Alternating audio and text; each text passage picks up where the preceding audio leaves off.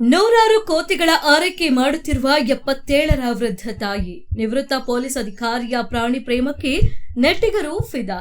ತಮಿಳುನಾಡಿನ 77ರ ವೃದ್ಧೆಯೊಬ್ಬರು ತಮ್ಮ ಪಿಂಚಣಿ ಹಣವನ್ನ ಕೋತಿಗಳ ಹಸಿವು ನೀಗಿಸಲು ಬಳಕೆ ಮಾಡುತ್ತಿದ್ದಾರೆ. ಮಾಜಿ ಪೊಲೀಸ್ ಅಧಿಕಾರಿಯಾದ ಅವರು ಕಳೆದ 10 ವರ್ಷಗಳಿಂದ ಈ ಸೇವೆಯನ್ನ ಮಾಡುತ್ತಾ ಬರುತ್ತಿದ್ದಾರೆ. ಸದ್ಯ ಅವರ ನಿಸ್ವಾರ್ಥ ಸೇವೆಗೆ ಎಲ್ಲರೂ ಫಿದಾ ಆಗಿದ್ದು ಸೋಷಿಯಲ್ ಮೀಡಿಯಾದಲ್ಲಿ ಭಾರಿ ವೈರಲ್ ಆಗ್ತಿದೆ. ಅನೇಕರು ತಮ್ಮ ನಿವೃತ್ತಿ ನಂತರದ ದಿನವನ್ನ ಆರಾಮದಾಯಕವಾಗಿ ಅಥವಾ ಹವ್ಯಾಸಗಳ ಮುಳುಗುವ ಮೂಲಕ ಕಳೆಯಲು ಬಯಸ್ತಾರೆ. ಆದರೆ ತಮಿಳುನಾಡಿನ 77ರ ವೃದ್ಧೆಯೊಬ್ಬರು ಭಿನ್ನವಾಗಿ ತಮ್ಮ ಪಿಂಚಣಿ ಹಣವನ್ನ ಕೋತಿಗಳ ಹಸಿವು ನೀಗಿಸಲು ಬಳಕೆ ಮಾಡುತ್ತಿದ್ದಾರೆ.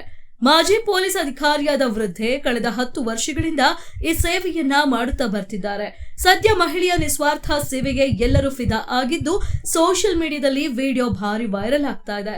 ತಮಿಳುನಾಡಿನ ಮದುರೈನ 76 ವರ್ಷದ ಮಾಲತಿ ಈ ಸೇವೆ ಮಾಡುತ್ತಿದ್ದಾರೆ. ಪೊಲೀಸ್ ಅಧಿಕಾರಿಯಾಗಿದ್ದ ಇವರು ಪಿಂಚಣಿಯ ಬಹುಭಾಗವನ್ನ ಕೋತಿಗಳ ಆರೈಕೆಗಾಗಿ ಬಳಕೆ ಮಾಡುತ್ತಿದ್ದಾರೆ. ಪ್ರತಿ ಶನಿವಾರ ಮಧ್ಯಾಹ್ನ ನೂರಾರು ಮಂಗಗಳು ದೇವಾಲಯದ ಆವರಣ ಸುತ್ತಮುತ್ತಲಿನ ಬೆಟ್ಟಗಳಲ್ಲಿ ಸೇರುತ್ತವೆ. ಅವರ ಆಗಮನಕ್ಕಾಗಿ ಕಾತುರದಿಂದ ಕಾಯುತ್ತಾ ಆಹಾರ ಸವಿದು ತಮ್ಮ ತಮ್ಮ ಜಾಗಕ್ಕೆ ತೆರಳುತ್ತವೆ. 2010ರಲ್ಲಿ ಅವರು ನಿವೃತ್ತರಾಗುವ ಮೊದಲು ಗಾಂಧಿಗ್ರಾಮ ವಿಶ್ವವಿದ್ಯಾಲಯದಲ್ಲಿ ದೈಹಿಕ ಶಿಕ್ಷಣ ನಿರ್ದೇಶಕಿಯಾಗಿ ಸೇವೆ ಸಲ್ಲಿಸುವುದು ಸೇರಿ ಹಲವು ವೃತ್ತಿಪರ ಸಂಸ್ಥೆಯಲ್ಲಿ ಕೆಲಸ ಮಾಡಿದ್ದಾರೆ. ತಮಿಳುನಾಡು ಪೊಲೀಸ್ ಇಲಾಖೆಯಲ್ಲಿ 33 ವರ್ಷಗಳ ಕಾಲ ಸೇವೆ ಸಲ್ಲಿಸಿದ್ದಾರೆ.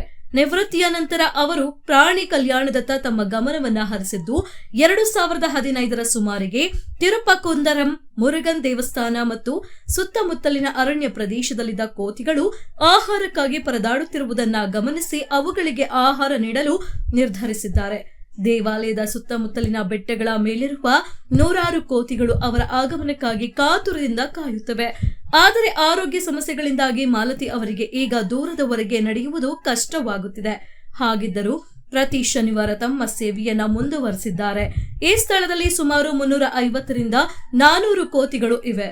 ಪ್ರತಿ ಶನಿವಾರ ಅಪರಾಹ್ನ 3:30ರ ಸುಮಾರಿಗೆ ಅವುಗಳನ್ನ ಕರೆಯುವಾಗ ಆಹಾರಕ್ಕೆ ಒಟ್ಟುಗೂಡುತ್ತವೆ. ನಿಜಕ್ಕೂ ಈ ಕೆಲಸ ತೃಪ್ತಿ ತಂದಿದೆ ಎಂದು ತಿಳಿಸಿದ್ದಾರೆ. ಸದ್ಯ ಈ ವಿಡಿಯೋ ಸೋಷಿಯಲ್ ಮೀಡಿಯಾದಲ್ಲಿ ವೈರಲ್ ಆಗ್ತಿದ್ದಂತೆ ನೆಟ್ಟಿಗರು ನಾನಾ ಬಗೆಯ ಕಾಮೆಂಟ್ ಮಾಡ್ತಿದ್ದಾರೆ. ಒಬ್ಬರು ನಿಮ್ಮ ನಿಸ್ವಾರ್ಥ ಸೇವೆಗೆ ಒಳಿತಾಗಲಿ ಎಂದು ಶುಭ ಹಾರೈಸಿದ್ದಾರೆ. ಮತ್ತೊಬ್ಬರು ನೀವು ಬಹಳಷ್ಟು ಜನರಿಗೆ ಸ್ಫೂರ್ತಿ ಎಂದು ಬರೆದುಕೊಂಡಿದ್ದಾರೆ.